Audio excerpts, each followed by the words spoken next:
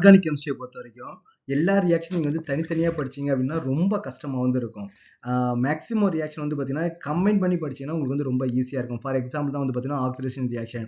Oxidation reaction உங்களுக்கு alcohol சாப்டர்ல நிறைய இடத்துல வரும். அப்புறம் ஆல்டிஹைட் கீட்டோன் கார்பாக்சிலேஸ்ல நிறைய இடத்துல வந்து வரும். அது எல்லாத்தையும் நீங்க தனித்தனியா படிச்சீங்கன்னா ரொம்ப கஷ்டமான மாதிரி தெரியும். ஆனா நீங்க வந்து எல்லாத்தையும் சேர்த்து கம்பைன் பண்ணி படிச்சீங்கன்னா ரொம்ப ஈஸியா இருக்கும். ஸோ அதுக்கு தான் அந்த ஷார்ட்ஸ் வந்து நான் மேக் பண்றேன். முதல்ல ஆக்சிடேஷன் ப்ராசஸ். ஆக்சிடேஷன் ப்ராசஸ் வந்து ஒரு சிம்பிளான ஒரு எக்ஸாம்பிள் கொடுக்குறேன். நான் வந்து எத்தனால்லேருந்து நான் ஸ்டார்ட் பண்றேன். ஓகேவா? இப்போ ஃபார் எக்ஸாம்பிள் வேணா எத்தனால் வந்து நம்ம எடுத்துப்போம். CH3 CH2OH. ஓகே, எத்தனால் வந்து எடுத்துக்கிறோம். இந்த எத்தனால் வந்து நமக்கு வந்து ஆக்சைஸ் பண்ணும்போது நமக்கு என்ன கிடைக்கும்னு பார்த்தீங்கன்னா ஆல்டிகைட் வந்து கிடைக்கும். ஆல்கஹாலை ஆக்சைஸ் பண்ணும்போது நமக்கு வந்து ஆல்டிகைட் வந்து கிடைக்கும். ஆல்டிகைடை ஃபர்தரா நம்ம ஆக்சைஸ் பண்ணும்போது நமக்கு என்ன கிடைக்கும்னா ஆசிட் வந்து நமக்கு வந்து கிடைக்கும். இதான் நமக்கு வந்து ஆக்சிடேஷன் ப்ராசஸ். ஓகேவா? அப்போ சார் ஆல்கஹால் நம்ம டைரக்டா ஆசிட் வந்து ப்ரிப்பேர் பண்ண முடியுமான்னு கேட்டீங்கன்னா அதுவுமே நமக்கு வந்து முடியும்.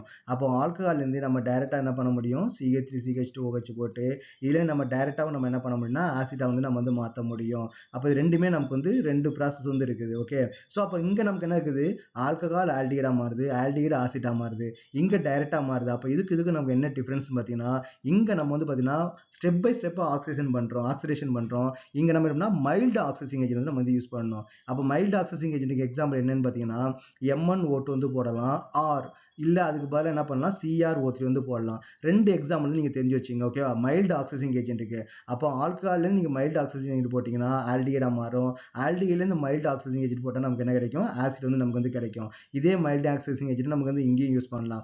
இதே இது ஒரு ஸ்ட்ராங் ஆக்சிடைசிங் ஏஜென்ட் வந்து நீங்க யூஸ் பண்ணீங்கன்னு வச்சுங்களேன். இப்போ ஃபார் எக்ஸாம்பிள் பார்த்தீங்கன்னா KMnO4. ஓகே, KMnO4 இல்ல ஆர் வந்து பார்த்தீங்கன்னா நீங்க K2Cr2O7 நீங்க யூஸ் பண்ணீங்க அப்படின்னா நமக்கு என்ன கிடைக்கும்னு பார்த்தீங்கன்னா ஆசிட் வந்து நமக்கு வந்து கிடைக்கும். அப்போ வந்து mild oxidising agent and strong oxidising agent. இதான் நமக்கு வந்து கம்ப்ளீட் ஆக்சிடேஷன் ப்ராசஸ். இந்த ப்ராசஸ் வந்து பார்த்தீங்கன்னா உங்களுக்கு ஆல்கஹால் சாப்டர்லையும் ஆல்டிகைட் கீட்டோன் கார்பாக்சிலிக் ஆசிட்லையும் நிறைய இடத்துல பிச்சு பிச்சு பிச்சு கொடுத்துருப்பாங்க. இப்போ ஃபார் எக்ஸாம்பிள் வந்து பார்த்தீங்கன்னா ப்ரிப்பரேஷன் ஆஃப் ஆல்டிகைட்ல இந்த ரியாக்ஷன் வந்து இருக்கும். முதல் ரியாக்ஷன் வந்து இருக்கும். ஓகேவா? அப்புறம் கெமிக்கல் ப்ராப்பர்ட்டி ஆஃப் ஆல்கஹால்ல அப்போ ஆல்கஹாலை யூஸ் பண்ணி நம்ம வந்து ஆல்டிகைட் பண்ணலான்றது இந்த ரியாக்ஷன் வந்து மறுபடியும் அகைன் வந்து ரிப்பீட் பண்ணியிருப்பாங்க. அப்போ என்ன பண்ணுவோம்னா ஆல்டிகைட்லேருந்து ஆசிட் எப்படி ப்ரிப்பேர் பண்ணுறதுன்றதுக்கு அதாவது ஆசிட் ப்ரிப்பரேஷனில் இந்த ரியாக்ஷன் வந்து அகைன் வந்து கொடுத்துருப்பாங்க. அதே மாதிரி ஆசிட் ப்ரிப்பரேஷனில் இந்த ரியாக்ஷனும் நமக்கு வந்து கொடுத்துருப்பாங்க. ஏன்னா ஆல்கஹாலை நம்ம ஸ்ட்ராங் ஆக்சிஜன் ஆட் பண்ணும்போது ஆசிட் வந்து நமக்கு கிடைக்கும் இல்லையா? ஸோ அதே மாதிரி வந்து பார்த்தீங்கன்னா இப்போ இது எல்லாமே பார்த்தீங்கன்னா பிரைமரி ஆல்கஹால் தான் நமக்கு வந்து அப்ளிகபிள். இப்போ நீங்கள் ஒரு செகண்டரி ஆல்கஹால் வந்து எடுத்துக்கிட்டீங்க அப்படின்னு வந்து பார்த்தீங்கன்னா CHOH CH3. Okay, secondary alcohol நீங்க எடுத்துக்கிட்டீங்கன்னு பார்த்தீங்கன்னா நீங்க வந்து இதுல ஒரு ஆக்சிடைசிங் ஏஜென்ட், ஒரு ஸ்ட்ராங் ஆக்சிடைசிங் ஏஜென்ட் KMnO4 போட்டீங்கன்னு பார்த்தீங்கன்னா நமக்கு வந்து கீட்டோன் வந்து கிடைக்கும். அப்போ இது வந்து நிறைய சாப்டர்ல பிச்சு பிச்சு தனித்தனியா வந்து நமக்கு கொடுத்துருப்பாங்க.